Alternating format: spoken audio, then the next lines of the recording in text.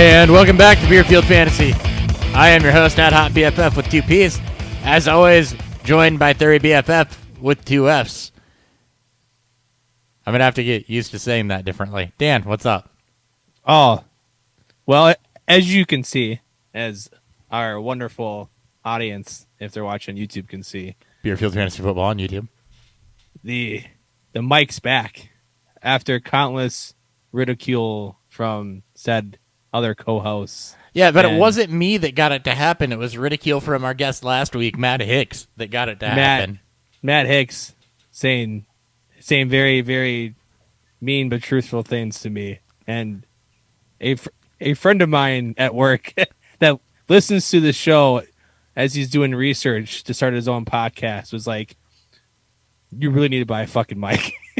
Like, I have a mic. I've been very lazy about getting the cord replaced. So called you out specifically for he was like, your guy, like your buddy you do your podcast with sounds fucking fantastic, but you sound like shit. I'm like, well, you guys are great, but you sound like shit. I'm like, all right, man. Welcome back amongst the audio quality. Yeah. Thanks, Dan, for taking this super seriously now. Cheers, Darren. By the way, Dan, so you don't know how many weeks I've sat over here like playing with your volume because you'd start out fine, and then for whatever reason that mic just got quieter as the show went on. And I don't know if it's because you talked softer or if it's because there was like some dynamic leveling that it was doing or what. But that headset was... are you still wearing that headset? No, you got different headphones. No, I'm wearing the headset. I just don't have the mic in. I'm using an actual mic. I'm going to buy a headset. I just got to do some... I'm going to figure out what I want. Gotcha. All right, hey, some housekeeping items to get to. First off, Beerfield Fantasy Football on YouTube if you're listening on audio. If you're listening on YouTube, Beerfield Fantasy Football for now, everywhere audio is. And when I say for now, that's because... So Dan and I have been teasing some changes that come every offseason or coming in the offseason. And the first change is likely going to hit next week, is we want to phase these things in. So it's going to be mostly a behind-the-scenes change. But if you notice some weirdness, particularly on podcasts, so Spotify, Apple, whatever, about how this shows up, we are switching our podcast hosting to be a little more robust and cost-efficient. So... Yes. We are switching that podcast hosting. We are also, and this is the other thing you'll notice, and you shouldn't have to resubscribe or re-like anything if everything works right. Of course, if everything works right is always a freaking crapshoot with this show. But we will now just show up as Beerfield with a tagline of sports, booze, and BS. So the reason we're doing that is this.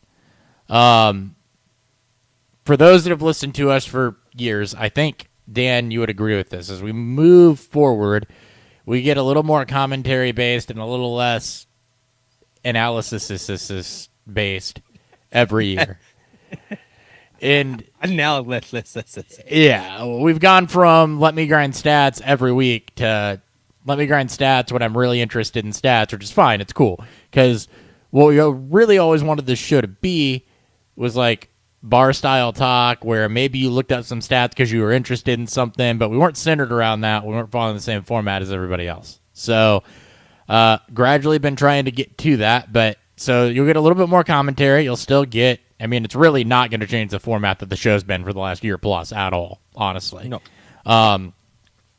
But you may get some, will actually get some sprinkles in of maybe some different things. Like we've talked about doing like a Brewers roundtable. We've talked about doing, having some guys from my Bourbon Society on to do a full-blown like bourbon episode. We've talked about doing some trading card type stuff that, still really centered around football and beer and smoked meats and whatever else makes people tick. But just wanted to free it up to talk about some things that, especially during the off season, particularly where there's some downtime that we really enjoy. So that's kind of why we're dropping fantasy football from the name. There will still be plenty of fantasy content. We are still going to do full-blown draft coverage. We're still going to get into rookies here in the coming weeks. We're going to talk free agency today with fantasy football implications. We're just dropping that from the name because I don't want the diehard fantasy football people to come in here that are used to listening to like fantasy footballers or, any of the other 9,000 places where you can get excellent fantasy content from people that do way more research than we do to show up and be like, well, why aren't you talking about Tyler Lockett's unrealized air yards, which great stat. I throw unrealized air yards out there because I saw Roto Underworld on Instagram this week. But, there's 19,000 people that are going to tell you about that. So we're not going to regurgitate. I mean, literally hundreds, probably thousands of podcasts out there for that. So it literally takes like 15 minutes to find like 200 tweets within the last 15 minutes about relatively the same thing. Right. So that's the reason. We're not changing content. We're not changing what we're delivering you. We're not changing what we're doing. We just wanted to make the title a little bit more accurate to what's going on. So Beer Field it is. We completely Vince McMahon to the name change. For any WWE fans, you'll understand, like, he'll randomly drop a superstar's first or a last name when they get brought up to the main roster. We just dropped the fantasy football part. So you'll long-winded way of saying what you'll notice next week. You shouldn't notice a change at all in how the podcast shows up. You will not notice a change on YouTube immediately because I quite honestly still got to figure that one out. But you will, if you listen on audio, see us start showing up as Beer Field. It's still us. Logo is actually damn near the same. Yep. Just, we'll show up as Beer Field. And if there's a little weirdness or the episode post delayed or something like that, it's because we got to do some weird forwarding shit with our RSS feeds in the background to make all that work. So, there you go. That's phase one. And that's really the biggest change on anything that we're doing that is not super cool. So, that's kind of like the lamest of the changes we're doing. Super cool stuff is coming. Yep. Real soon. Real soon. And like because of these, changes, it's going to allow us, as you mentioned earlier, to reach out to some guys that we normally wouldn't want to bring. I won't say want to bring on, but it felt a bit off to bring on because you are going to start seeing some shows that are not very football centric, as you mentioned about bourbon and beer. We, spoiler alert, we like other things and we want to talk about other things while drinking the one thing that we all love here, and that's fucking drinking booze. So. Yeah. Also makes it a little bit more marketable. Not something we've worried about, but I don't know about you, Dan, but every time I talk to somebody and they're like, you do a podcast? That's awesome. What's it about? I'm like, craft beer. And they're like, sweet, I like beer. And I'm like, yeah, and fantasy football. And they're like, oh. So it's going to be, we still do football. We still do fantasy football. We do some betting content. We'll throw some full episodes in there about beer, even though there's still going to be beer every episode or bourbon or whatever. So there you go. All right, cool. I think I've beat that horse to death. I've said beer a lot, so. What's fueling Beer Field?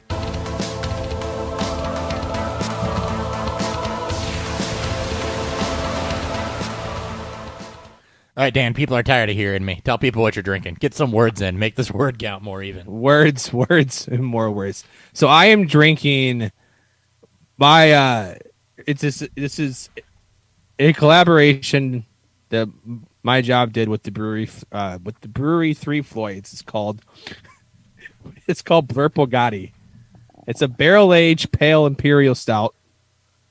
Adjuncts added, vanilla beans, coffee, and chocolate. Clocks in at 13.2%. I've been told that it's a bit weird that it's being called an imperial stout because if you look at the color of it, it looks like a barley wine. Like it tastes in like the mouthfeel, the nose, everything else kind of sets off the same vibe to me. I'll get more into that a little bit later, but yeah, I'm interested. It's a very unique beer. I'm interested to discuss that from a style guideline standpoint too. We'll do that during the review. Yeah. Cool. So I've got something you brought down for me a little while ago. It was warm today, which made me think of, well, first off, I was a little limited in beer. I bought a bunch of beer during an adventure that we won't go into on this show, and then drank what I had put in the fridge of that beer and forgot to replace it. So we went back into the vault here, but I'm excited for it. This is something Dan brought me a little bit ago. It was warm out today here in the great state of Illinois. It's 70 degrees down here in the St. Louis region. So gets warm out, start thinking about ice cream. So I got something Dan had on here, I believe, a couple months ago, really.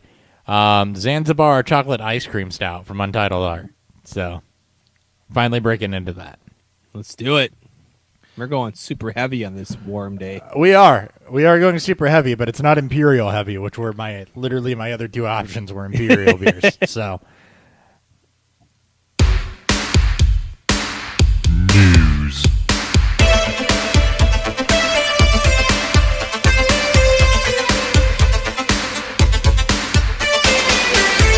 all right, so this is a free agent primer episode with some franchise tag talk and things like that, and really an off-season primer episode. We'll leave all that for all the tag news, all the not tag news and everything for the meat and potatoes of the show. But some other things that happened. Starting off, probably the biggest news, Dak Prescott. He is going to be franchise tagged, but that's a formality while paperwork goes through. Him and the Cowboys agreed to a 4-year deal. The $160 million, $126 million guaranteed, no trade clause. Obviously, a lot of this depends on how well he comes back from the gruesome ankle injury, which I think he'll be able to. Dan, talk about a little bit of what we saw out of Dak and what this means for the Cowboys. I mean, he was one of the, I think he was the number one QB in fantasy during his time, obviously pre-injury. Obviously, historically bad defense Dallas was. Constantly out of games, but the offense is so talented enough. Dak, Zeke, Lamb, Cooper, Gallup, even guys like, Dalton Schultz and shit like that were able to be a part of this what would have been an historic offense. So Dak provides you that top 3 to 5 QB upside. Obviously, rushing floor is definitely there. And the biggest thing from a dynasty standpoint was waiting to see if they were going to actually get a deal done. There had been rumors throughout saying that they're not very close, and that it never felt like it was going to be inevitable, but there is always, pauses saying Dak may actually leave Dallas. Dallas may actually, go a different direction, whether that be with Andy Dalton or if they bring or draft somebody else in. And then within the last week or so, everything ramped up. It was all positive news, and it pointed towards that Dak gets his contract. What seems interesting to me, and I don't know if you noted this too, but I'm starting to see a lot of no trade clauses pop up on a lot of these deals. And while I'm sure that they've been around for a long time, been around sports for a long about. They've been around sports for a long time, though. I mean, you hear about no movement clauses and limited no trade clauses in hockey all the time, and it's pretty commonplace in baseball whenever a big star signs a deal. But in football, I mean, you don't see it a lot. But I think you've also heard more rumors about quarterback trades and trades of big name quarterbacks. Yeah. But here's the other problem about putting a no trade clause in there too, and this is a bit interesting. I guess I don't know, and I think it does in the NFL. The player has the right to waive that, right? Yes, they do. Okay, like that would be how both Watson and Wilson would be traded. They both have no trade clauses on their contract. Sure. So the thing that was interesting to me about this wasn't the no trade clause; it was the length of the deal. So, 28 when it starts. I mean, that contract expires when he's 32, and for a quarterback, especially good quarterbacks, I mean, he still may have another 4 years left in the tank before you really start to think about, because he's come a long way as a passer, before you really start to think about, retirement or hanging it up. I mean, he's going to get another deal after this. It's just a matter of, who, what, where, and I don't know if this is better for the team or better for Dak that's the case, but the length of the deal was a little bit surprising to me too. I would expected, a 6-year deal probably. I think the team wanted to. I think what basketball showed us, and this is with the elite, like the elite of the elite, will get deals like this, and that's they want 2-year deals, or generally, it's a 1 year with the 1 year option for the player that allows the player to decide and dictate the contract almost each and every year. And that's, guys like LeBron James will get away with that, Kevin Durant. And I think you could start seeing that with players is that Dak, he's just, it's about maximizing, your worth here. And, with Mahomes, when he signed his contract last year, it felt so insane because it was also 10 years. That's a great team. That's a great deal for the team. Team deal. This is a great deal for Dak because this will allow Dak to dictate a lot when he's coming into a true prime time of his years. Like you said, he'll be 32 years old. He's got at least another 5-year contract, and that's if he doesn't get better. And that's obviously if he regresses, and then that's that. But this is a good thing for Dak. This is a good thing for quarterbacks moving forward, I think, as a whole, because this is show that it's okay not to take a 6 or 7 year deal, a 5-6 year deal as a quarterback. You want to, you're the face of the franchise. You should be worth that. Yeah. And I think the reason you don't see more of that 1-and-1 type deal in the NFL is salary cap. It's real hard for teams to plan and manage the salary cap. A bit less of an issue in the NBA or in the MLB. Where you're trying to pay like 53 people as opposed to 15. So. Yeah, or in the MLB where you can go over, you just pay a luxury tax, essentially. It's not a hard cap. Exactly. It's a soft cap. So you see a lot of option type years in MLB contracts and but you don't really see it in football and hockey where you do have a true hard salary cap. So anyway, I agree. It's a good contract for Dak. It is 4 years, and if he's he's to make a lot of money, making like Russell Wilson by that point in time, he's going to get another big deal. Yeah. Vikings released Dan Bailey, so I wanted to give you a chance to say your goodbyes. This is going to be, I think someone posted on Twitter, this is going to be our 5th year out of 6, or our 5th time out of 6 years that we'll be having a new kicker starting week 1. Yeah, don't talk to me about kickers. I don't think opposed to our quarterback problem. We haven't had the same kicker since Robbie Gould left. The Vikings just seem to have a rotating door for kickers and quarterbacks, not named Kirk Cousins. Because, famously, we went through a very, very, very long stretch of not having a quarterback start and play a full season, for at least 2 years. Kirk Cousins is your quarterback for the foreseeable future. That note was out there. You got to go below the belt like that, man. It was out there. I'm just saying. I know. It's for some reason Dan Bailey was just never great here. Obviously, for some reason he's really bad at extra points. So. Yeah, it was only extra points. He was fine with everything else. Yep. Kyle Long plans to return to the NFL after retiring last season and then completely dragging Matt Nagy and Ryan Pace for the entire offseason. Likely won't be with the Bears. He'll get an incentive-laden deal. 33 years old, retired due to injury. Watch where he lands. It'll be an O-line upgrade. Devin Funchess. Bunches of Funchess. Remember him? $750,000 pay cut to remain with the Packers. Because that's the only team that probably wants him still. I put it in here just so we had to talk about Devin Funchess. That's the only reason. Ryan Fitzpatrick does, in fact, plan on playing in 2021 after a report that he was retiring, so we'll see. Fitzmagic may not be dead. Forever the streamer and forever the bridge quarterback. And forever the quarterback that's probably still better than probably 10 starting quarterbacks that could. I'm just saying a random number, but it feels like at least 10. It's a decent amount. We can vet that right now if you want. Let's do it. You want to do it? All right, let's do it. Let's go by I'm pulling division by division. We'll just say yes or no. Okay, I'm good with that. I am pulling it up right now because as much as I could recite every NFL team, it still helps to have it in front of me. Yes. Josh Allen. No. Tua Tagovailoa. Right now? Yes, I do. I think so. Cam Newton. I guess we'll go with last year's starters because there's not a starter in New England right now. As of right now, yes. Sam Darnold. Yes. Dak Prescott. No. Daniel Jones. Yes. Jalen Hurts. Oh. No, but That's close. Pass on the Washington football team. Taylor Heineke. Yes, he would be starting day one. Lamar Jackson. No. Joe Burrow. No. Baker Mayfield. Ooh. No. I haven't been giving my input on this. By the way, I haven't disagreed with you on anything yet, so that's why I haven't been. Wow. Ben Roethlisberger. Yes. I'd agree.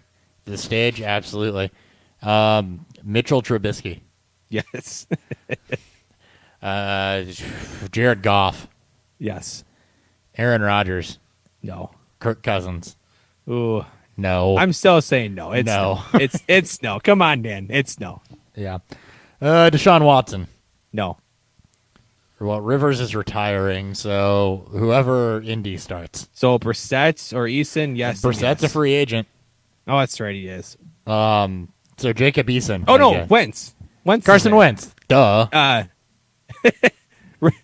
After what we saw last year, and like, and Maybe. for those people at home that are like, why the fuck would you start, Ryan Fitzpatrick over, Tua? We're not saying for a full-on franchise. This is just for 1 year. Yeah, it obviously right depends. now. It obviously depends on where Yes. these franchises are. So Exactly. So, like Jacksonville, for example, is not going to go out and sign Ryan Fitzpatrick on a 1-year bridge deal because it's not where the team is. But he's going to be. yeah, exactly. And he's not going to be. I wouldn't put Fitz over Trevor Lawrence, but over Gardner Minshew. Yeah. Yeah. And like, there's an argument to be made about him as a passer. So you can look at a guy, like a Jalen Hurts who struggled last year as a true passer. Yeah. Obviously he provides more, for different aspects of the game, but there's an argument to be made There's about that. no point in us doing this other than the fact that we wanted to. Yes, exactly. Ryan Tannehill, No. Gardner Minshew, Yes. Matt Ryan. No. I think it's I think it's pretty close, but no. I don't- I'm so saying I don't think Matt Ryan's the problem in Atlanta. I don't either. I think the lack of the running game and any discernible defense is the problem in Atlanta. Yes. Teddy Bridgewater, Yes. Drew Brees, Yes, I do. think it's slash time. Taysom Hill slash Jameis Winston. Yes and yes. I mean, Jameis, we saw the side by side. It was pretty even, honestly. I mean, it was pretty fucking even. it was yeah. pretty even. It was pretty even. Tom Brady. I'm not betting against old man, dude. That dude. No, I mean, yes, and no. Just let Fitz play like 2 quarters and let Brady. It's weird how there's only going to be 3 teams in the AFC West for the purposes of this exercise. Patrick Mahomes, I don't know, man. It's pretty close. Derek Carr, Yes. Justin Herbert, No. Kyler Murray, No. Matt Stafford. No. No. Super underrated. Jimmy Garoppolo. Hell yes. Yes. Russell Wilson. No. All right. Did I forget anybody? Denver. Yeah, no. That I figured that was just such a no-brainer. We didn't need to talk about it. Darren said it perfectly. Fitz Magic and Denver sounds nice. It'd be great for their. I mean, it's a good landing spot. There's so many young weapons there that you can build on, and just for 1 year, and if you get a little bit of magic with Fitzpatrick, I mean, there is that Denver team could be a pretty lot of fucking good fun. Yeah, no, it is. It already is fun. There's good young Yeah. weapons you can build on, like Drew Lock, good young weapon. Just you build on him. I'm not taking Fitzmagic over Drew Lock. There ain't no way. He puts on for his city. It would be so off your brand to take Fitzmagic over Drew Lock. I'm glad you said no because you got to stick up for your boy. I do. I got when your boy has a nice 3 or 4 game stretch, you're gonna throw it in my face. It's gonna be fucking glorious. So. Yep. No, that's exactly what happened last year. And then we went downhill from there, but it was good Yes. while it lasted. That's right. Raiders have released their entire offensive line. Well, I mean, not really, but 3/5 of their on-paper starters last year. Richie Incognito was released. Trent Brown was traded back to the Patriots, and Gabe Jackson has been released. So they're down 2 guards and a tight end. So Raiders offensive line, this is out here just because for fantasy reasons or football reasons, you got to pay attention to this. Yeah, I mean, It's the interior two-thirds of the have- interior offensive line's gone. You have a pretty sub-athletic and kind of misused running back in Josh Jacobs. It's kind of the I guess focal point of your offense. And a quarterback that's not mobile. Yeah, and a coaching staff that doesn't really know if they believe in him or not. So it's gonna get fucking ugly there. It's like the offensive line is so important for the underlying stuff for fantasy, and it doesn't get talked about enough that this could impact the efficiency of this entire offense, which is going to hurt their overall ceiling for fantasy, especially someone like Josh Jacobs, who has been shown, especially through his athletic numbers, isn't great. I'll just say. He'll get volume. I don't know if he'll be efficient with it. Yeah, and Jacobs is the type to where if they do overhaul that interior offensive line right, then you like him a lot more than if it's super patchwork. So we'll have to see what they do there. Exactly. Cortland Sutton running pass routes. He is one of my favorite offseason targets because the NFL is what have you done for me lately? And people. Problem is he's everyone's favorite, so it's kind of it's kind of even in and out. I love Cortland. I'm right there with you. Yeah, he's still a good value right now. But the thing is too is that he's going to be a good value right now, and I don't think his value gets lower throughout the offseason. As good news starts to break, as we get closer to redraft season and startup season, more analysts are going to jump on this. More of them are going to be talking about it. And I fully expect Denver to bring in somebody to compete with Drew Lock. And if it's, somebody with any form of clout behind their name, it's going to shoot his draft stock to the roof as well. So, yep. He is the perfect, you go out there, you see what you can get. There's not a lot that can negatively affect him now. And I agree with you because his value is going to continue to rise. And if you don't really believe in him, you can still move him on throughout the year. Like him and Jerry Judy are both great buy lows at this point, just given how bad the offense was last year and the expectation that they should get better with the full offseason with no real, obviously, COVID issues. Right. The fact that he's running pass routes too, by the way, puts him on really good track. He'll be fine. Back. He'll be back and ready. Buy or sell this. Cliff Kingsbury has said that he is confident Chase Edmonds can be the team's primary running back. Buy or sell this. Cliff Kingsbury believes that Josh Rosen's his QB1 going into next year. Yeah, perfect. That's exactly what that is. Yep. Edmonds to me is like the next, I don't know, Duke Johnson, where everybody's pining for them to go be an RB1, and then it just never happens. But they're a fine complimentary piece for a lot of their career. Yep. Kylan Hill needs to land here. Anyway, Ben Roethlisberger, restructured deal with the Steelers, $14 million this year, a bunch of voidable options beyond 2021. Get out of them in Dynasty while you can. If you can, any form of rebound for Ben here. I think a lot has to go right. Yeah, I mean, the offensive line needs to improve. He's got the weapons. If they can retain Juju, I think that helps. Even if they can't, he's still got the weapons. Yeah, he still has the weapons. They're gonna new running back, obviously, because there's no fucking way that James Conner is going to be the starter there next year. So yeah, you got to help that interior line though to help the running game because not being able to run the football put them into such a dink and dunk type mode the second half of the season after looking good to start that just not how you want to go about that. Exactly. This is only in here because volume and the way I expect a lot of Lions games to go this year. They signed Tyrell Williams to a 1-year deal. He's joining Quintez Cephas is really the only two notable wide receivers there under contract. So it's something of note, maybe not ahead of the draft. I'm assuming they're going to address this some through the draft, maybe through a little bit through free agency. But keep an eye on that right now because Tyrell Williams would stand to see a significant amount of volume if the season were to start today. So on a team that's going to be playing from behind with a proven NFL caliber quarterback at least, even if it is game manager style. So, I mean, that's at least wide receiver 2 upside at this point in time.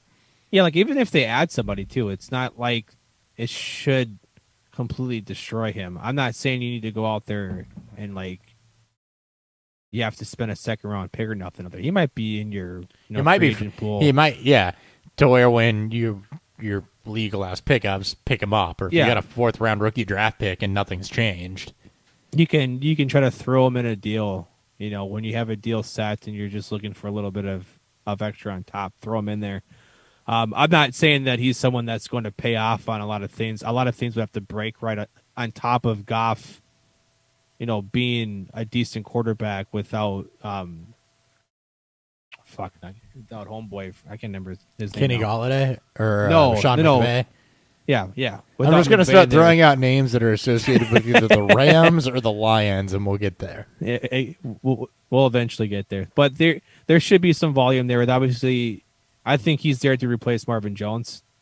And while I think people may look at Quintez as a replacement of Galladay, I don't see Detroit leaving free agency or the draft without a true Kenny Galladay replacement. So I don't either. I think Williams is fine, though. I think he is too, and I think Cephas showed a decent amount. Pedigree wasn't that good. Stats were okay. He's just a guy that, to me, never really projected to be a top wide receiver. He got some volume when there was no Galladay. Like he was a true Galladay backup. When it was his turn to step up, I think he had a decent game or two. I'm just talking more about his draft pedigree. And he was a rookie last year, so what did you expect coming in? I mean, exactly. And he didn't blow the hell up. So it wasn't a situation where you had like a Robert Foster or a Keelan Cole situation or anything like that. So no, like you look at week 1 against the Bears, he had 10 targets, and that was his only game over 5 targets for the rest of the year. Yeah.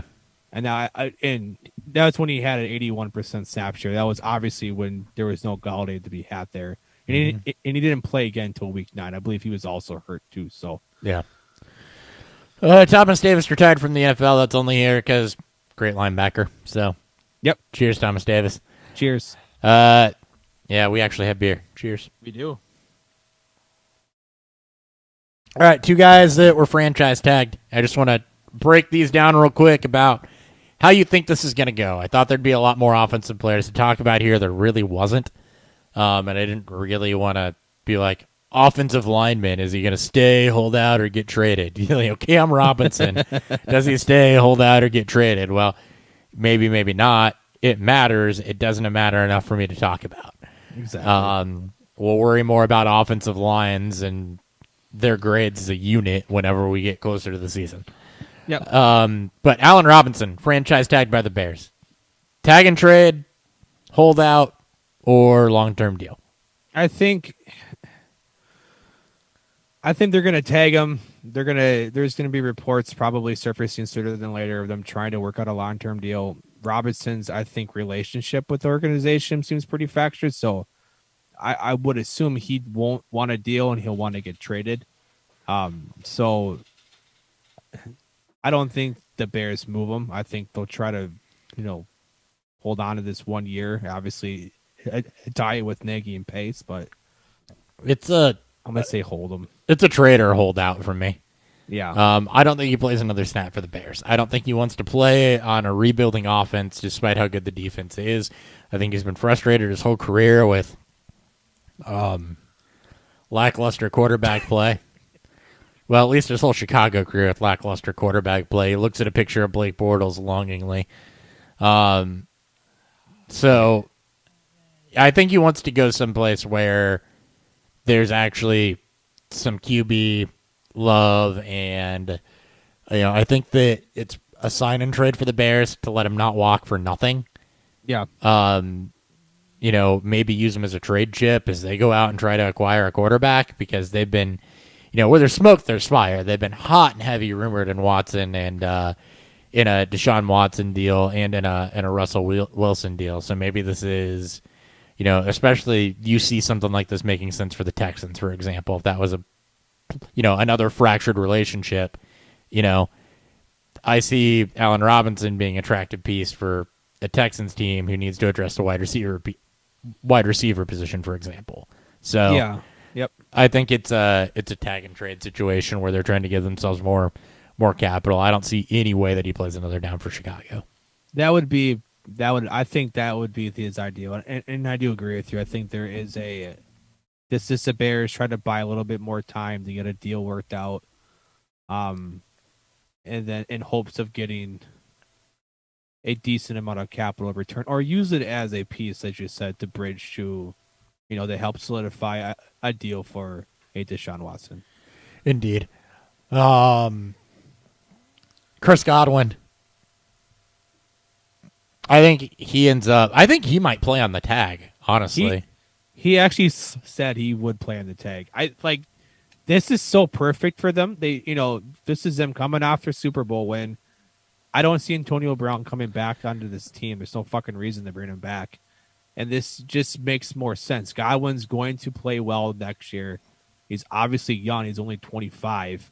He's going to enter his prime, and he's going to be able to covet probably a higher contract going into next year. So he's going to stay. He's going to sign it, and he's going to play off that 1 year. And I wouldn't be shocked if Tampa Bay sweet talks him into another contract extension. So and maybe so, but it buys Godwin time, it buys Tampa Bay time, and the other thing too, going into next season, if he plays under the tag, is that you look at all the COVID implications from this season and the financial implications from that, and the fact that the cap is not going up as much as most people forecasted it to. Yep. Because of the lack of revenue, and with the way that vaccine rollout's going, you're starting to see MLB teams approve 25-30% capacity for most teams now.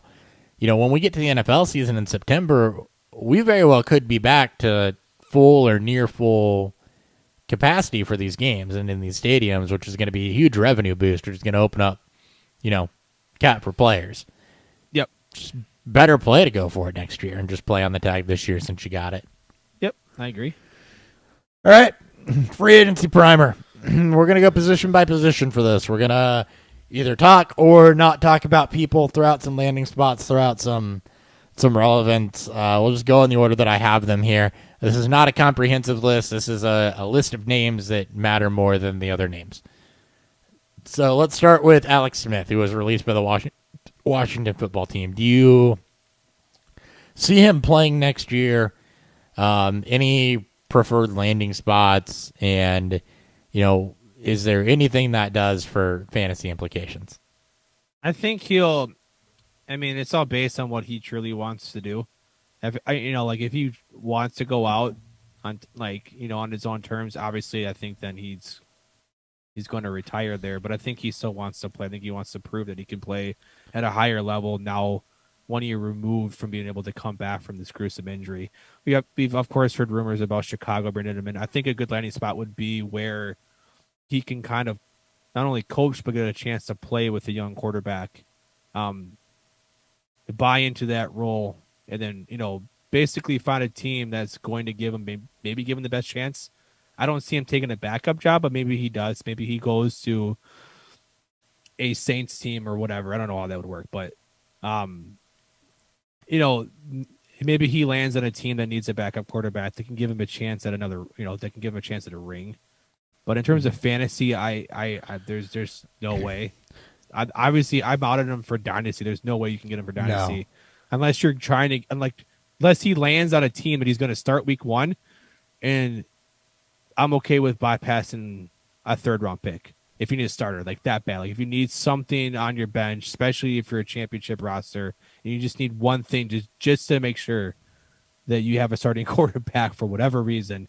But in terms of fantasy, I think he's done. Yeah, I think he's done for fantasy for him. As far as around him, we know by now he's not the type that's going to elevate people around him. It's kind of a net neutral move for anybody that's around him. As far as landing spots for me, look at New England trying to bring in another quarterback on a bridge deal as part of that, because I don't think they're going to figure this damn thing out. So, New England's something I look at as being an option. I look at, let's see, there's one more I had in mind here outside of New England. Denver, if they're serious about wanting to bring in competition for Drew Lock, and Carolina is another team that I think is going to need somebody on a bridge deal where I think Alex Smith could make sense. Also Chicago, that would be fine with me given, the nature of Alex Smith on a bridge deal, the relationship between him and Nagy, the fact that I've been fully on the record as stating that I don't want the Bears to make the long-term answer at quarterback as long as Ryan Pace is still GM. Yeah, I mean, it's all going to be based around what they have for money. The Bears are 20 mil over the cap at this point. So, I think we've heard the rumors, and of course we know that the fucking salary caps. It's like, who's on it anyways? It's all made up anyway. So we'll see if that happens. But I do like the New England call. I really like the Panthers call. Because I do think they're going to go quarterback or high early, and then if they take a Lance or Wilson, they can pair that up with Alex Smith, not having to have their new franchise quarterback start day one. Trey Lance behind Alex Smith would actually be really good, I think, for his development and his transition into the NFL. Yeah. All right, Teddy Bridgewater. So, name that's going to be thrown around a lot, proved effective with Carolina. We know that he's a smart, heady player. We know that he's not going to be a fantasy game breaker anymore, but that he definitely did enough to, I think, earn that kind of bridge quarterback type of, he'll win you some games. Yeah, I think for the high outcome is that you hope he signs with a team that he can compete. I think that's where he ultimately would want to go. He's not going to try to go to a backup job. He probably still thinks he can play at a high level, and he wants to be given that opportunity. So you can mention the same teams for Smith. You can probably mention them for Bridgewater. A team that will allow him to compete with the quarterback already there. And he doesn't have to compete with the team that's going to draft a quarterback. I think the difference for Bridgewater is that I think that you have more than a 1-year bridge option in Bridgewater if you want it. That's true. So I look at teams like San Francisco, who have been rumored from trying to get out from Jimmy Garoppolo, is, a possible landing spot in addition to what we mentioned for Alex Smith. I think that opens up like a San Francisco, maybe a Miami, if he doesn't have a lot of offers where, the impressions from last year where they're still not totally sold on Tua.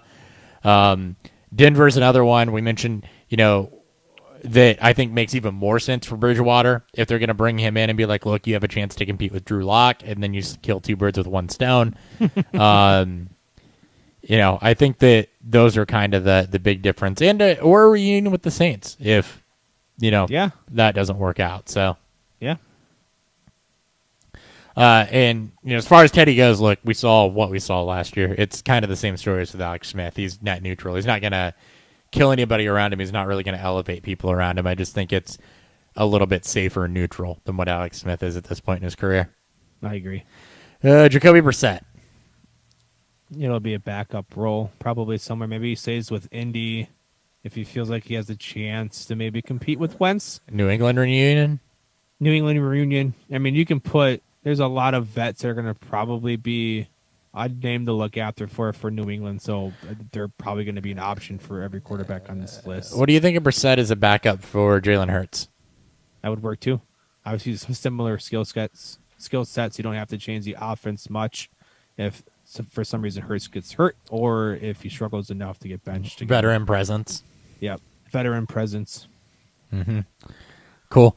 Mitchell Trubisky. This is interesting. Do you think he starts? Do you think it's a backup job? Do you think it's come in and compete with nastiness? I think he follows the same line as the same trajectory as what Blake Bortles had to go through. I've been saying that the whole damn time. Yeah. Yeah, it's he's gonna try to get something that will allow him to start, even if he has to compete with a rookie. And I just don't think it's gonna come. I think he'll take a lesser high end deal as a backup quarterback.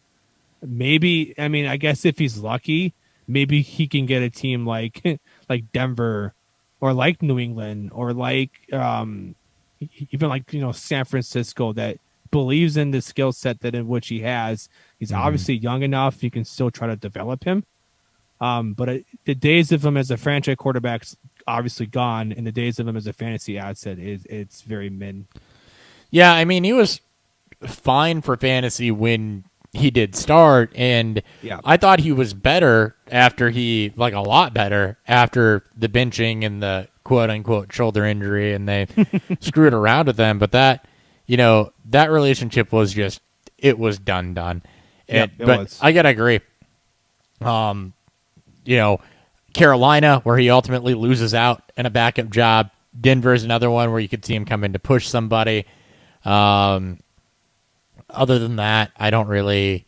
I guess Indy maybe could bring him in as a backup, as a similar type of player to Carson Wentz. Yeah. I can see that too. To where, he may get a couple spot starts there. But, yeah, that's kind of the end of that run.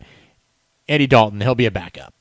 Yeah, I think if we're talking about the potentially new fits, I think Dalton could maybe fit that new billing. Obviously, long-term starter turned into a journeyman quarterback that, when called upon, won't completely kill everything. Obviously, with what he had to come into last year on a whole new team, offense, scheme, everything else with COVID. So Dalton's obviously not elite, but if there's a chance for an older journeyman quarterback to push a lot of these, these lesser guys that have starting jobs now, I think there's a chance that he could be if there's someone that's going to sign Andy Dalton, I can see Denver doing that. Dalton's a lot closer to Alex Smith, I think, in terms of where he's at in his career. That's fair too. Being in his 30s, maybe a 1-year bridge. I honestly think he's probably back in Dallas as a backup, just knowing the offense and everything like that. So exactly. We'll skip over to Rod Taylor. I don't really see a reason to discuss where he's going to lose out to a rookie for the third year in a row. Jameis Winston. Jameis Winston is one of the most intriguing options here, because when you look at this list and you look at the raw potential of a quarterback and what they could do to elevate a team around them, I think Jameis Winston has the most potential to actually be a game changer instead of a net neutral. He looked decent for the Saints in split duty. We haven't seen him since his 30 interception season when he apparently got his eyes fixed. We don't know what he's learned sitting behind Drew Brees. But Jameis Winston, I think, is the most intriguing free agent quarterback right now, with Dak off the market, with, obviously you've got the trade chatter still going around a few guys, but Winston is probably the most intriguing free agent quarterback to me. Yeah, it's so hard to pinpoint on where I think he could go, because there's a lot of places where I think that he could obviously start. Some of the bottom of the draft order teams who maybe don't have the draft capital to push up or aren't known to push up heavy and, up into the high points to get your franchise quarterback, where Winston can be, again, that bridge quarterback that may be good enough, to be a Tannehill, in a sense where he bet on himself. He got a, opportunity and it worked out perfectly for him. Not to say that Winston's going to go in that direction, but for fantasy wise, we definitely know what he can provide for an offense and what he can provide for the playmakers on that offense. So wherever he does land, we're going to take note, especially if he can play and start week 1. So I obviously have a Bears pipe dream, but I don't think that's the best. I don't think that's the best fit. If they can keep Robinson there, I would be happy. Yeah, I don't think that's the best fit, though, when I put on my analyst hat. As far as teams that have been rumored to be in the market for a new quarterback, the one that jumps out to me the most is, I think this would be a great fit for both of them, is San Francisco. Yeah. It depends. I mean, yeah. It depends on Garoppolo. They're not going to sign Jameis if they can't do something with Jimmy G. But you look at how that team is built, the fact that they've proven over the last few years that they'll run the football with Joe the hot dog vendor, and they'll run the football successfully. So they've got a decent defense. You take that pressure off of Winston, but he's got a big enough arm and playmakers enough around him to be able to do things if he's put into that position. And then Carolina's another one, but I still think that's more of a bridge deal. Like, if I were ranking it, it would be San Francisco, Carolina, Chicago in orders of my Winston landing spots. Yeah, like this is clearly Winston betting on himself, when Or he went go- to New Orleans. Or go He beat didn't out pick- Drew Lock. And yeah, like again, Denver. If they, if the draft was a little before before free agency, you can definitely say the team that didn't get a quarterback. But it's like if the Texans trade away Deshaun Watson, and they decide not to go quarterback with the picks they get in return, Winston could be an option to go there. He would be an option to go there too. I would just hate it because he's gonna be throwing the ball Kiki QT. Well, they still got Brandon Cooks, and obviously the draft picks they would get in return for Watson if they decide not to go quarterback, Fair. we all know they would. So it's Winston's the one I'm keeping my most eye on, and he's also the one that I would be throwing very warm feelers all for in Dynasty. Yep. Something very cheap. For sure. All right, running back. Switching gears so we can stop talking about the same teams. Please. Some of these guys are just going to be names that we're not going to talk a lot about. Biggest name out there is Aaron Jones, for sure. Yep. So, not tagged by the Packers. They didn't really need to. Him and Jamal Williams actually both gone from Green Bay. So, A.J. Dillon right now as a starter is things stand. What do you see for Aaron Jones? Because running backs is such a freaking crapshoot. They're normally not going to get paid big. Where can he land that you're happy with? I'm happy. I mean, I would love to get him back into it, into Green Bay. He fits that offense, his skill set, what he provides to him so well. It's obviously the cost of him and the fact that no team should be wanting to pay, 10 mil plus for. So Miami, I've been seeing a bunch, just given the cap room and the need. Mm-hmm. Obviously, if you look up atop the Jets, we know the Jets are more than willing to throw money around him, and they gave Le'Veon Bell that fucking deal. Yeah, and I've said the whole time, Aaron Jones is that's a Jets signing right there, it's just a total waiting to happen. Total fucking Jets signing. Look at a team like the 49ers. They have 28.6 mil below the cap. If they want to go heavy on the running game and just bring in a true electric back to fulfill that scheme that maybe the pipe dream that they're hoping for, it would be a great fit for them. McKinnon and Coleman are gone. What's that? I was just saying, McKinnon and Coleman are gone. You're still going to have Mostert and Jeff Wilson there. So, yeah. I mean, there's room, given how they use their running backs. Exactly. And would pose very little threat to Jones for touches. But, even Jamal Williams was a threat to his touches for whatever reason. So, I still think he finds a way back to Green Bay. But, obviously for fantasy, he's the number one back we're keeping our eye on. Here's one for you. Atlanta. Yeah. Atlanta right now is 11 mil over the cap. Cap will change like a bunch between now and I'd say that it's just as a... Yeah. I mean, and again, running backs, you don't know what the market's going to be for them at all. I look at Atlanta with, Todd Gurley, Brian Hill, both free agents. So they don't have anybody right now. Ito Smith. Yeah. Atlanta. Atlanta. Seattle's letting Carson walk.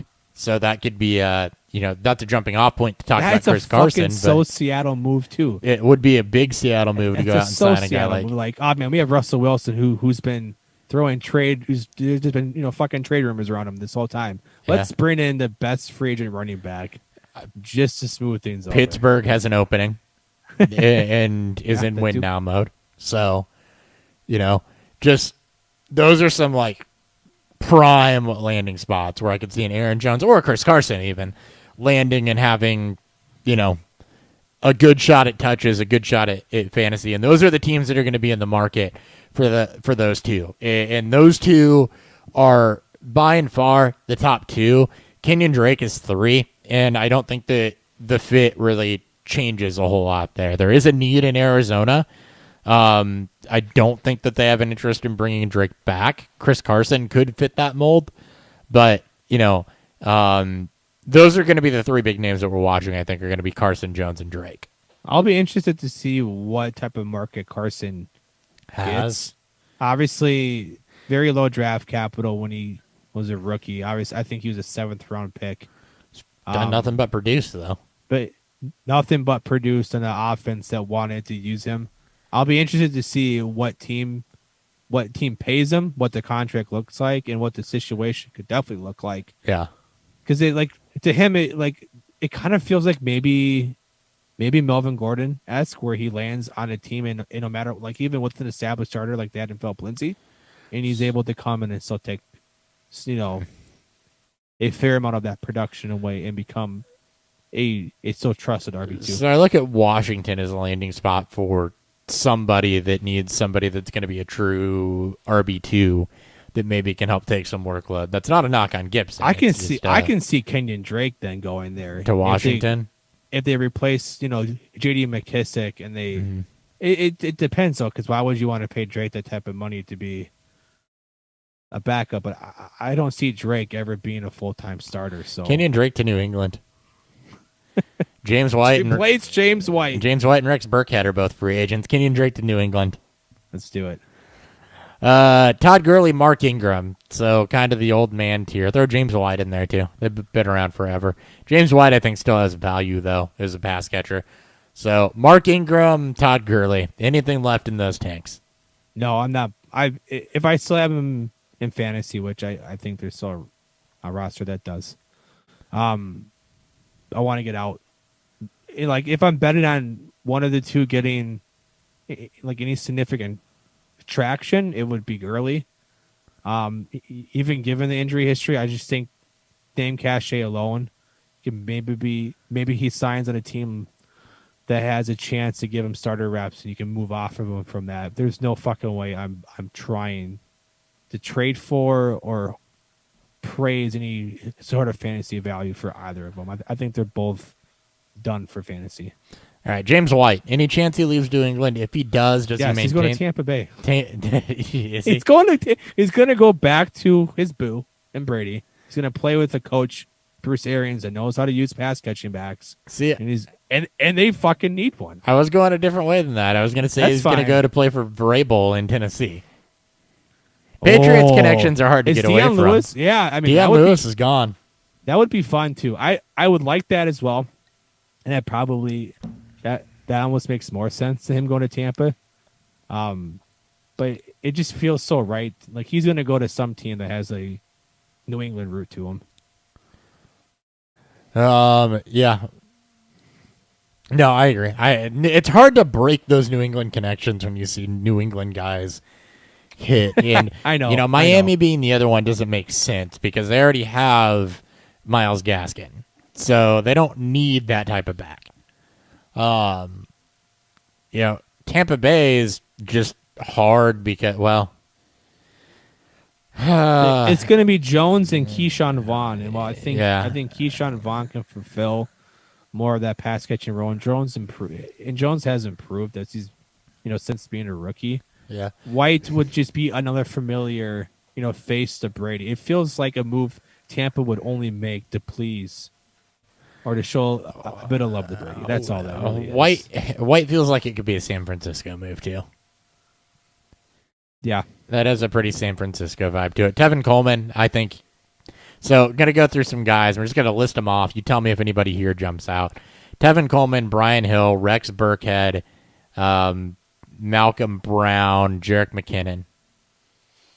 No, because McKinnon will get some nod because he's still if he goes back to San Francisco, which I don't think he will, but none of these names.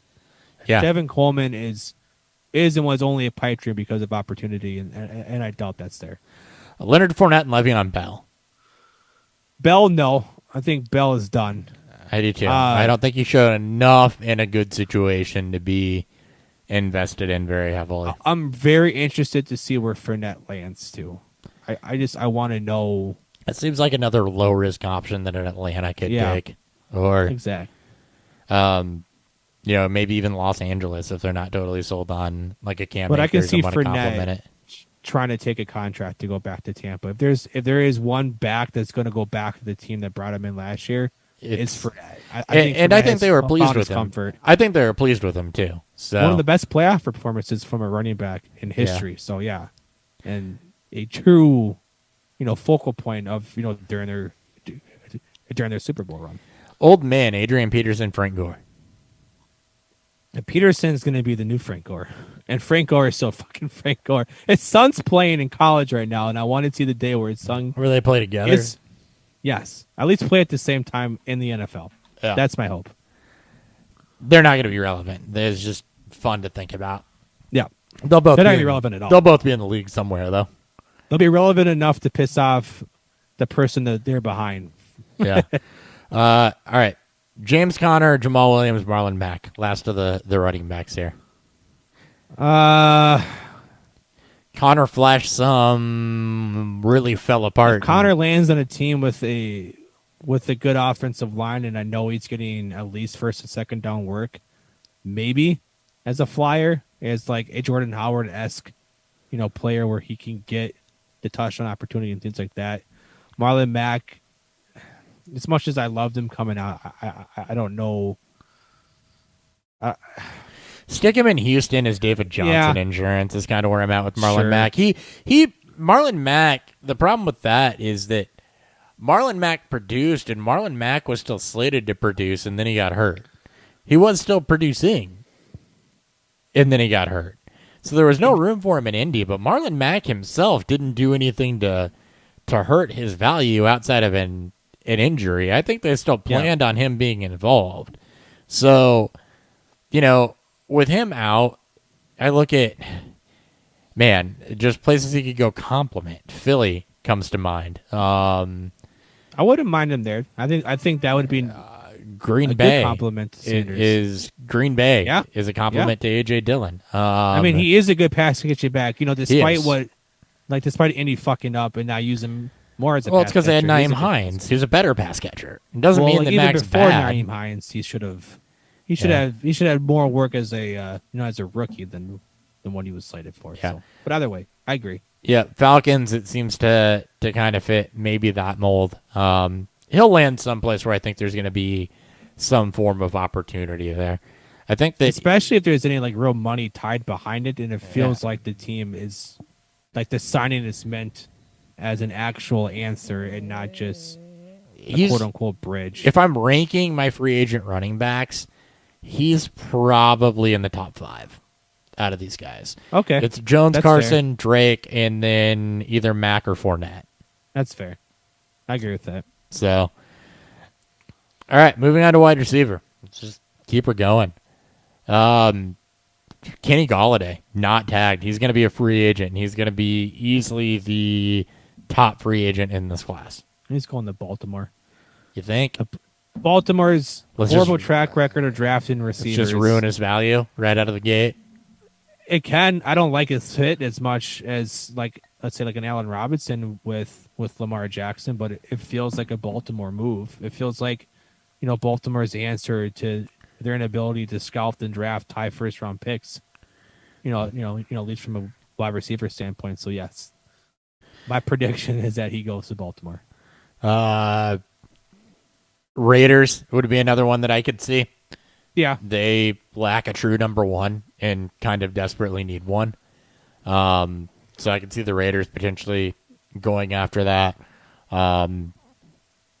Maybe Houston, although I don't know that anybody wants to play there, and Golladay is a person that's going to have choices and options. So I don't really see that happening. Just looking at some of the wide receiver needy teams. So, yeah, Philly. I can see him in Philly. I mean, that makes the most sense especially if whoever signs him believes that he's an alpha number one. That pairing with Rager. We talked about Miami having cap space. That too. Yep. I mean, it's like if a team like Miami or Philly, I mean, I won't say it's the replacement. I would much rather have Chase. At least, from a franchise standpoint. I would too. You don't have to pay that money. But if they decide that they want to go somewhere else with that third pick for Miami or that sixth pick, for Philly, a player like Galladay is not it's not a bad second option to pick from, especially if you feel like if you can't get Chase there. No, it's absolutely not. Those aren't the only wide receiver needy teams. Those are just the fits that I could see. All right, moving through. I tried to do this in tiers, but it's really hard because I didn't write these out in tiers. That's fine. I want to jump to. Let's go ahead and talk Juju Smith-Schuster and Will Fuller, who are the other two super intriguing options in this free agency class, and then we'll get to some other guys. So, Juju Smith-Schuster, let's start there. I want him to go to Baltimore. If Baltimore doesn't take, but Duvernay, if they decide, he would be a perfect fit for him. That slot possession receiver, it would open up a lot more for just for Marquise Brown, for Mark Andrews, who could be more of that Travis Kelce type of mold.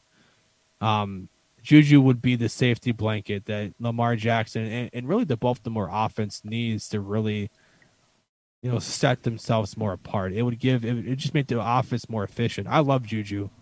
And I know people will, would look at this and go, fucking Baltimore, worst landing spot ever. Like, I know maybe it's more of the Diggs to Allen thing, but I feel like putting at least a very good possession, solid receiver with Lamar Jackson. Lamar Jackson is not Josh Allen. We've been through this a lot, I think. Well, he also hasn't had a Stephon Diggs to elevate him either. So he is not, but he hasn't proven that the arm stuff is there to be elevated like Allen did. And remember, and people discount this, and I feel like I've been saying it all the time until I get blue in the face. Diggs helped Allen. Allen also had a significant mechanical change that helped his accuracy. So it goes beyond just that, and that's the thing that we haven't seen out of Lamar Jackson is trending that way, I guess. Anyway, I want to throw a couple other teams out there and get off my soapbox and see what you think. Washington football team is a McLaurin compliment. Yeah, I would absolutely love that too. It'd be like a 1A, 1B. That'd be his perfect Antonio Brown kind of replacement that he didn't have the last 2 years. I'm assuming he'll have a different name by now. By then. That might have been the only name I actually wanted to throw out there. Yeah, that doesn't make sense. No to that. I would hate that. Indianapolis with T.Y. Hilton is a free agent, and Michael Pittman kind of locking down that outside role. That'd be a fun little. That'd be a fun little build team they have there. Obviously, with Wentz, you throw in Juju as a safety blanket and Pittman as the bigger deep threat. Sure. That can also play that true X and flanker role. So. All right, one more fun one. Okay. Tennessee, in place of Corey Davis. Oh yeah, with AJ Brown. Oh, that would be a lot of fun. That would also be. I'll be very interested to see how they would make that work. It'd be a weird volume thing, but AJ Brown primarily plays outside. Juju can. Well, I'm saying from the offense being built through Derrick Henry. I mean, Corey Davis. What would that shift look like too? Yeah, Corey Davis still had 80 some odd targets, 90. That's a good look at what this Tennessee offense actually. Corey Davis still had 92 targets in 14 games, so I mean, there's 100 targets there. He threw the ball 485 times. I think if you bring in Juju, that number increases. You would let Tannehill open up the offense a bit more. I mean, you paid him that fucking money. And this feels like a move that Tennessee would make. And you have 92 vacated targets in, 14 games with Corey Davis leaving. So and also Jonnu Smith not getting franchised. And Jonnu Smith, yeah. So you've got 65 targets. Yeah, so you've got 140 some odd vacated targets there. So just something to think about. Yeah. I would love that, personally. Will Fuller is going to Green Bay. You think? There was rumors about them last year, trade deadline. Will Fuller, Green Bay. Never happened. They waited. They knew that they can wait for this moment. They needed to pay up for it. They knew that he was not going to be returning to Houston. Some probably insider information. and now he has the opportunity. It's not going to cost Green Bay any draft capital. Will Fuller is going to Green Bay as the complement to Devontae Adams as their missing link. So to their Super Bowl. I think he's everything that they wanted Marquez Valdez-Scantling to be. I think Lazard's a different type of receiver that, still will have value. Yep. But I think that Fuller's everything they wanted out of Valdez-Scantling in ESP. It'd be a great move. It would cool the rumors, or not cool the rumors. It would cool the talk of them taking a rookie receiver, which obviously didn't happen last year. It feels like a Green Bay move. It feels like a smart move for as much as I don't want to give praise to Green Bay, but I'm also planting my flag on that. Will Fuller is going to Green Bay. Okay, I'm going to throw a couple other out there. Let's see what you think. I think we found a format here, just because we don't talk about this shit beforehand. So no, we don't. I think we've got a format here. So let me throw some more fun out there. Kansas City, Demarcus Robinson and Sammy Watkins gone. I would love that. There is some rookie receivers I want to see them take to save on some cap, because I think cap's an issue. Cap's an issue for them, but if they can make it work, I would fucking love that. Yeah, I think be fun. I think that would be a world of fun. And you would play the same amount of games as Watkins and cost less, so it's fine. Exactly. Another one that comes up, and it depends on what they do at the quarterback position, but New Orleans, where he'd fit as a complement to Michael Thomas. Yeah, especially if they don't really believe in Traquan. I think Emmanuel Sanders is still on roster there or not. Yeah, it'd be. I don't know how much I love it because I don't trust Drew Brees' arm anymore. It's fucking noodle. We saw how bad it looked, especially in that Tampa Bay game.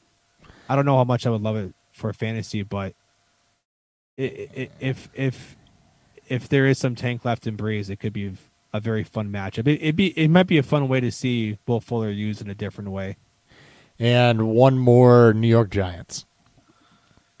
Nothing Giants would make Giants it makes sense, but nothing that lands there is going to be sexy. So that's the problem. And they don't have a number one. They don't. Darius Slayton's more of a 3 than a 1. Mm-hmm. I like Shepard as a 2. Tate's gone, and Evan Ingram he hasn't lived up to the hype of that new age tight end role. Health aside, dude can't catch any footballs. So it'd be interesting. I would be interested. I think Jones has a okay enough arm. And thank God he's probably not the future there. Yep. If that were to happen. Indeed. All right, so we've been through 3. Galladay. We've been through 3. Galladay, Fuller, and Juju. So we've been through the big ones. Yep. Yeah. There's one more that is at least intriguing to me, and then we'll get into some of the older former stars and some of the other names that are out here. So Corey Davis is a guy that, to me, is very intriguing as a free agent. He was the number 1 receiver in his class coming out. Yep. He's a guy where we really liked the athleticism. We knew he was raw, 6'3", 209. He's generally not from a target standpoint, but from a yards per reception standpoint, a touchdown standpoint, a yards per game standpoint, a catch percentage standpoint, and the underlying metrics as well. He's improved every year since he got into the league. He could be relied on as a 1. He could be a 2. How do you feel about Corey Davis and where he may go? I think he is like I think you're right. I think he could land on it. Like he's kind of like the player that if the team that can't get Galladay, that can't get Juju, that maybe don't want to have Fuller, I think, and not to say that Davis, plays a similar role to a Will Fuller or a Galladay. No, a different type of receiver, but he's all different. But I think he's also the name that's been rumored to Green Bay a bunch, and I think he could fit, on a cheapish deal. Maybe he goes that 2-3 year, that 1 to 2, 3 year contract, bets on himself. We know the talent's there. Unfortunately for us, he was a part of the first class that we recruited. So I think if I look back on it now with how I recruit, with how I scout now, at least when it comes to the rookies, I don't know if he would be my number 1, but he's definitely intriguing from that standpoint. And I think there's more there. And you put him on an offense that has at least a little bit more volume. I mean, we just talked about Tennessee. Yeah. 485 passes, not a lot. No. And we saw what I hate to go back to Josh Allen and Diggs, but Josh Allen threw the ball like 470 times as his most ever. And that jumped up over 100 when Diggs returns there. Not to say that Davis would have that type of impact. Yeah. But, he could have a far higher reach in fantasy if he lands on a team that wants to throw the football more. What if he goes to Detroit? What if he goes to Chicago? What if he goes to Chicago? What if he goes they to... They need a 1 and a 2 there. Yeah. Moody's a great compliment, but he's not a 1 or a 2. Philly, New York, Miami outside is a cheaper alternative.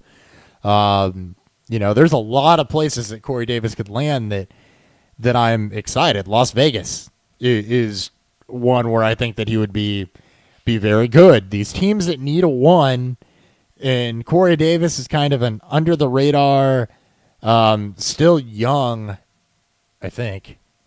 Only 25. 25, 26. He's only 26 years old. So, I mean, you've still got 4 years out of him. Jacksonville with Lawrence is something that could make a lot of sense. Oh, yeah, with DJ Chark and Chenault. That would round out that receiving That would round it core. out very nicely, and you get a veteran presence that takes a little bit off, that is going to take coverage off of those guys. I mean, there's a lot of places where Corey Davis could land that I'm excited, and not enough people are talking about it. Yeah, I agree. So, all right. It's kind of like this. No, we're not going to do that right now. I was just about to do. I was like, I kind of like this beer, but let's get through the wide receivers, and then we can do that. Okay. I didn't set this up well, but I don't want to break the middle of a tier because, quite honestly, I'll forget where I'm at. So, That's all right, some older guys that are hitting the market that maybe still have a little bit left in the tank, but maybe not. AJ Green, T.Y. Hilton.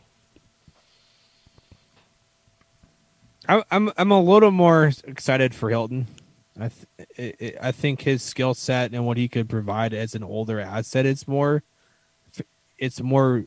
translatable to fantasy production. Mm-hmm. Maybe not the true on deep threat, but you can fulfill.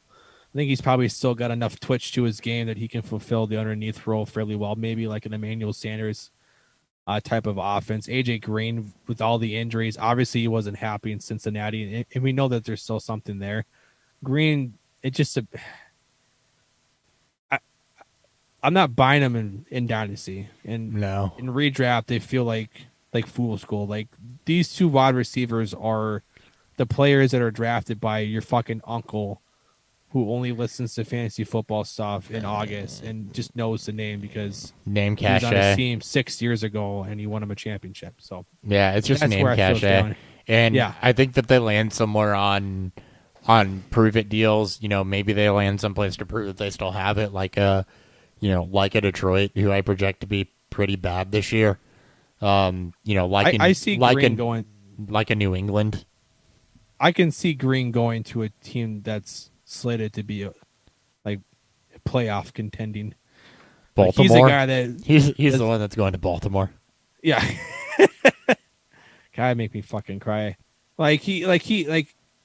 His signing somewhere feels like going to the Rams or going to Kansas City, trying to land on a team that's got obviously playoff aspirations and Super Bowl aspirations. Tennessee, right? It's just like he knows he's not the number one guy. He just wants a ring. And T.Y. could be in the same boat, but I still think T.Y. could have some, juice left. Yeah, I think so too. Fitzgerald's in Washington or he's Arizona or he's done. Just let him retire.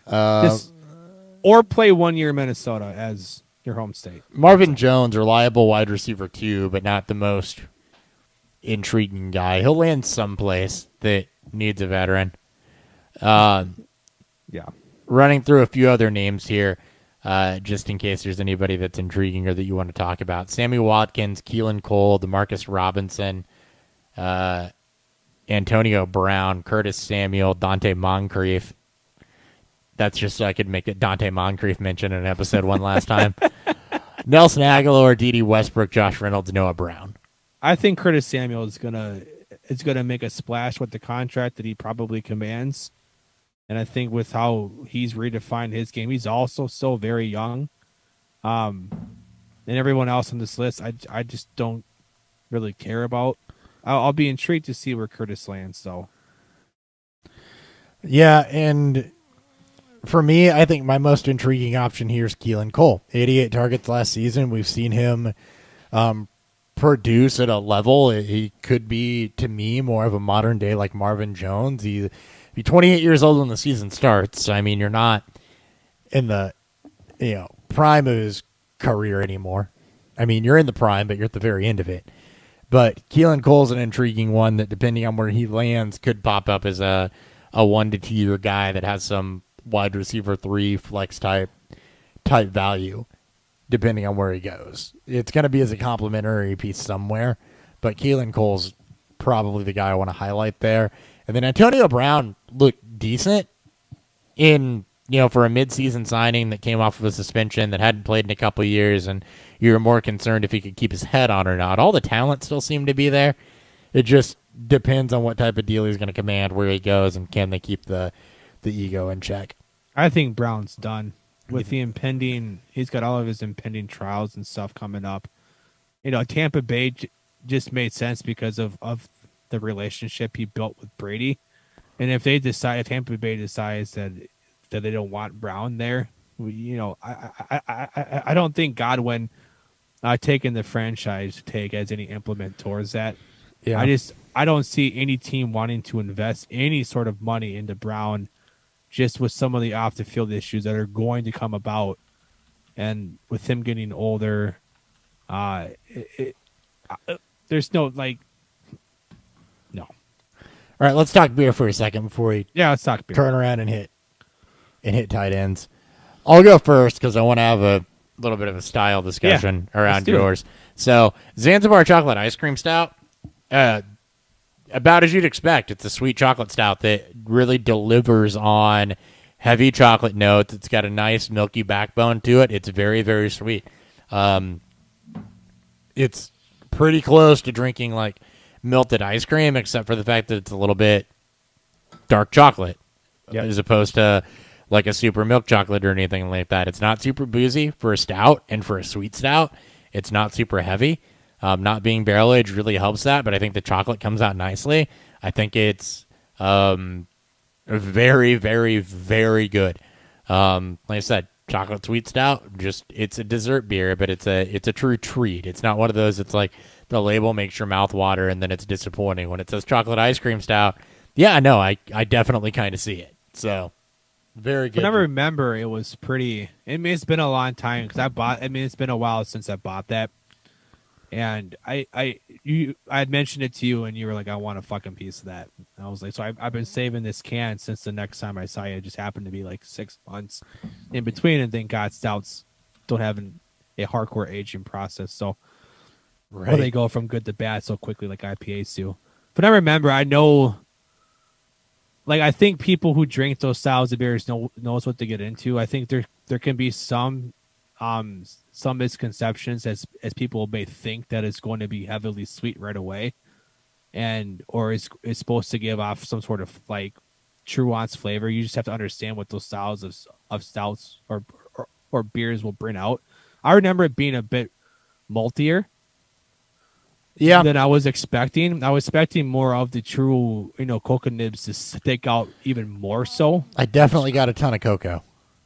I know there was a bunch there, and I'm wondering if that meshed with the malt build more, because I wanted it to, I was glad it wasn't like artificial, like it didn't feel artificial. Untitled Art, guys, if you haven't had it, I know they do a bunch of good shit available everywhere. They do an insane amount of fun stuff. I believe they're out of Wisconsin.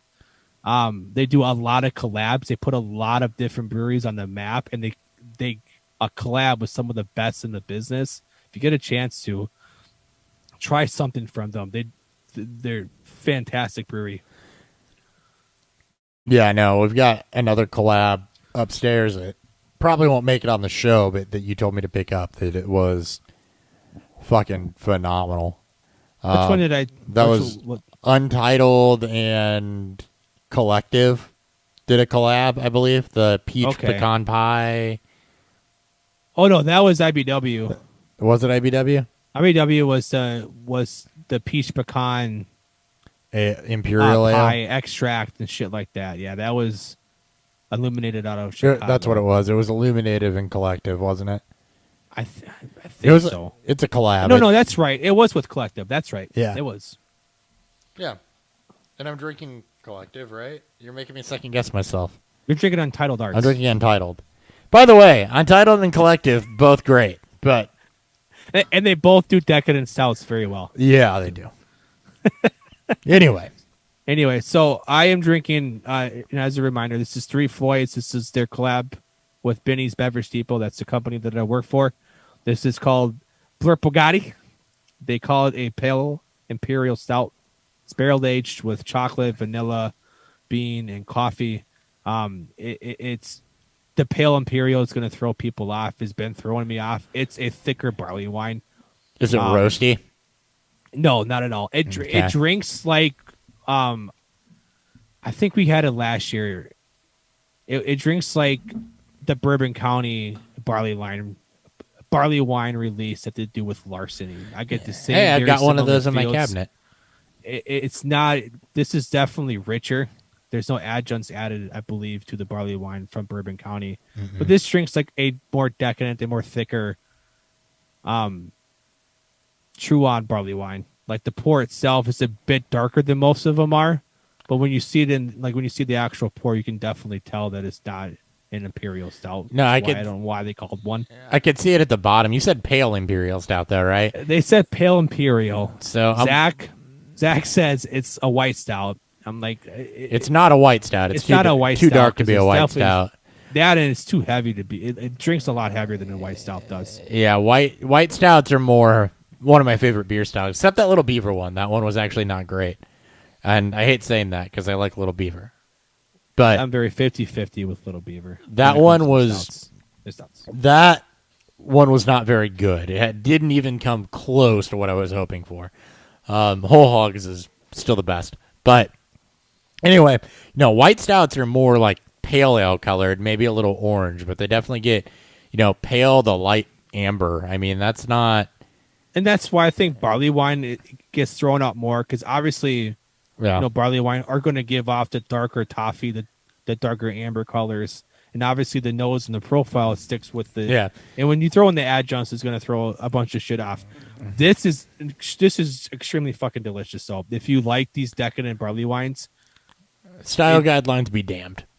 Yeah, exactly. Like don't let the name fool. Don't let the beer style fool you. It's a barley wine. It's a thicker barley wine, 13.2. You don't taste the booze, but you can definitely feel it after a little while. Obviously, Three Floors are one of the most well-known craft breweries in the United States. So, I just wonder if they couldn't call it a barley wine because of what was used.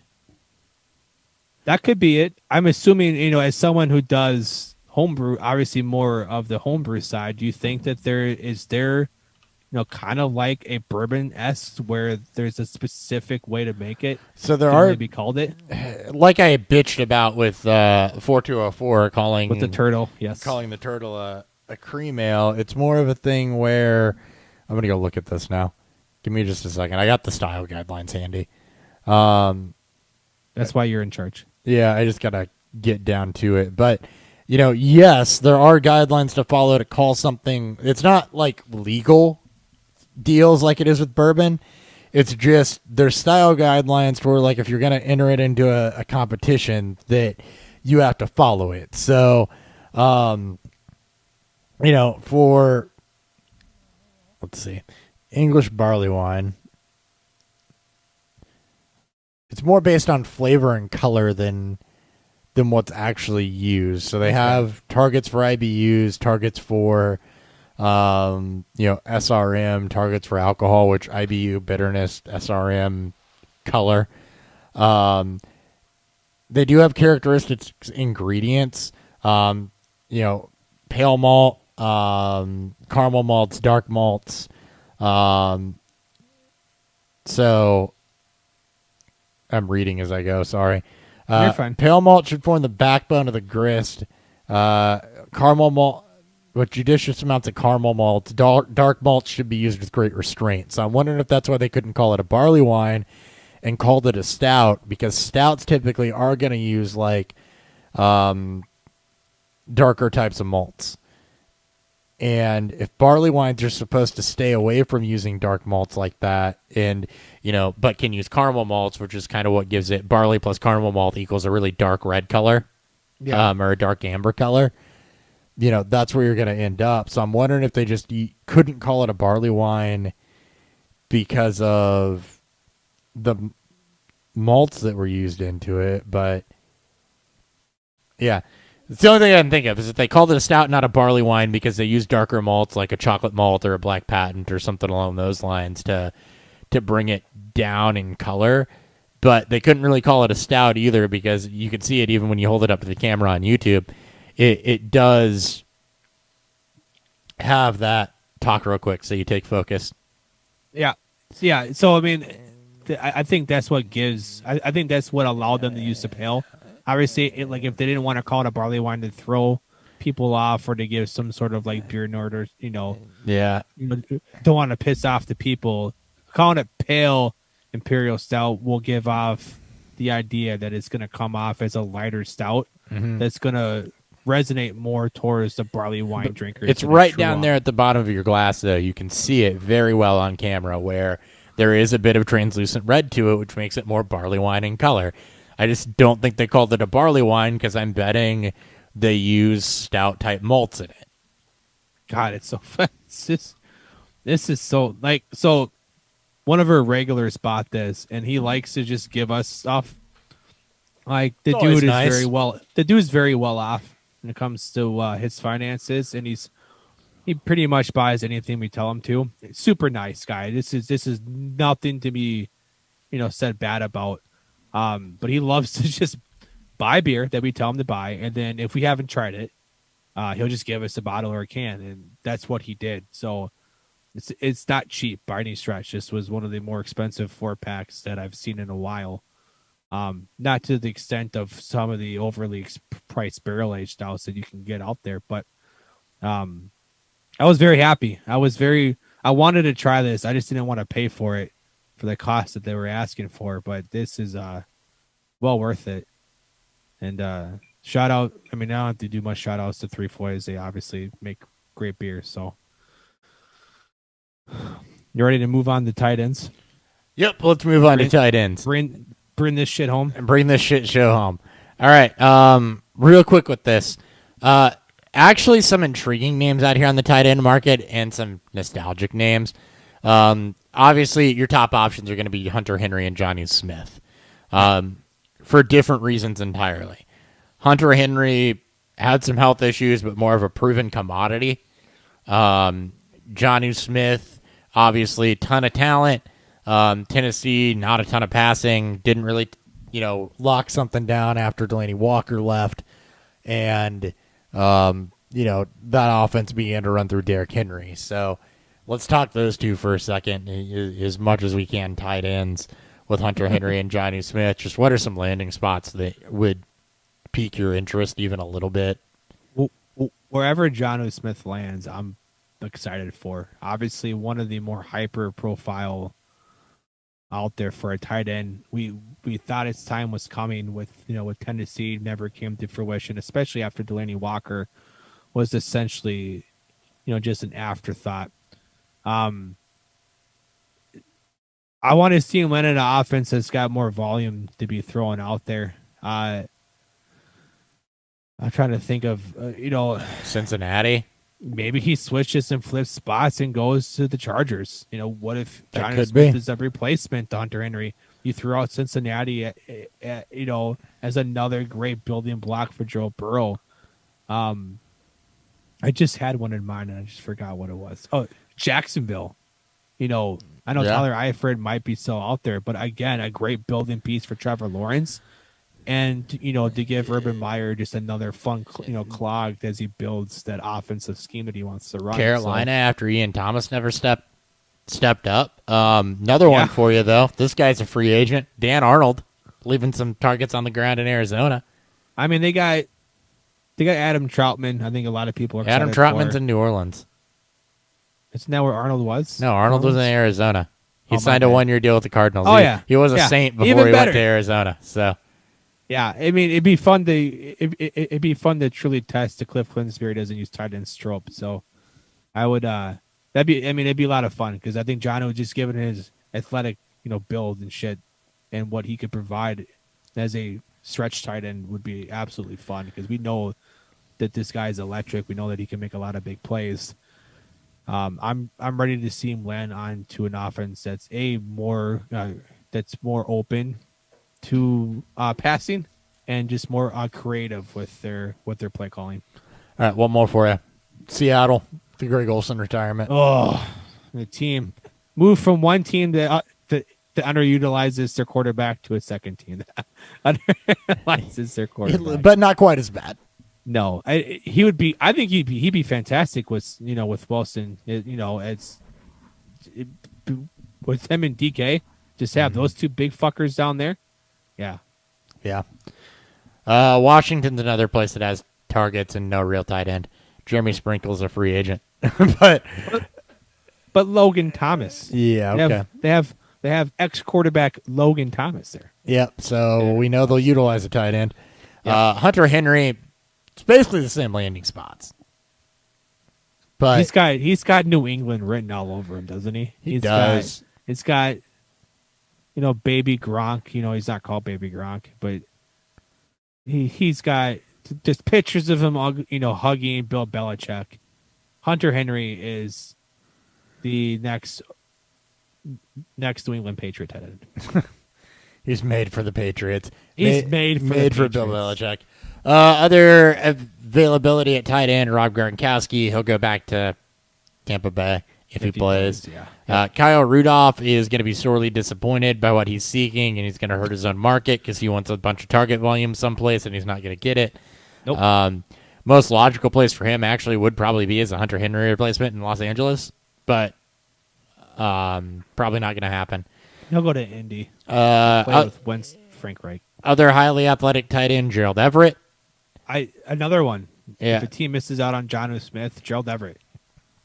Yeah. Another guy that I'm excited to see where he lands. Yep. Jeremy Sprinkle is another, I believe, relatively athletic tight end out of that class. And then Jordan Reed, Trey Burton, Dan Arnold. Jordan Reed, just so I get Jordan Reed into an episode this year. Rule 86. Shout out to the Ballers because we all know that they're listening to our podcast. Yep. Dan Arnold, by the way, that's just for Nick. That's the only reason that's in here. If you've been a fan of the show for a while, you know that we love callbacks. Yeah, and if you listened at all on our Sunday episodes, you would know that every time Nick talked shit about Dan Arnold went off. So there you go. There you go. I had some defensive players. I don't really see a need to talk about them. Shaq Bear he resigned. Did he? Yep. He got a 2-year, $25 million. That's right. I saw David. I didn't see Barrett. Some of these guys are going to be very fun to disrupt the pieces. Matt Judon, even though he's a bit of an idiot. Yeah. He's going to be wherever he lands. Hassan Reddick, Arizona declined his option, and then he had a damn good year. Keanu O'Neal, if he could stay healthy, is one of the better, box safeties in the league. Bud Dupree was just absolutely wrecking games before he got hurt. Yep. So there's some intriguing options. This isn't even a comprehensive list of defensive options. This is just what showed up in the news on whatever the hell Roto Underworld's called now. I mean, we didn't go comprehensive with defense here at all. But Kyle we're not a defensive show. Yeah. We'll try to be at times, but we're not a defensive. Yeah, Kyle Van Noy. We'll talk about him more when they sign, if it makes a big impact. But Kyle Van Noy, another one that can go someplace and make an impact. Yep. If he's not re-signed on a restructured deal. So, anyway, that's our show. We'll be doing a later in the week episode next week because is that next week? I think Wednesday is when free Yeah, agency. because opens. Wednesday is when free agency opens. So we'll be trying to do something later in the week next week to make sure we catch all the free agency news. Try to catch it either Wednesday or Thursday night, probably. So we'll talk about that after we get off of here and spare you the trouble. But we'll be doing a later in the week show next week for that reason. Again, just a reminder, we'll also be switching up podcast host next week. So might be a little bit of some hiccups getting that episode out there. Should be a 1 week thing, but we'll do what we can to get it out there. For sure, if you're just like laying around at home like, man, I wonder what Hop and Dan think about this, YouTube, Beerfield Fantasy Football. That won't change. So, Nope. At least not yet. So be sure to check us out there. I am at Hot BFF with 2 Ps. He's at Thury BFF with 2 Fs. We'll be back next week For free. now. Yeah. No, I don't plan on changing my Twitter handle. You don't have to. We'll see. We'll see. I may shave off an F. We'll see. Yeah. We'll see. See you guys. See ya. I wasn't ready to leave. He's not ready.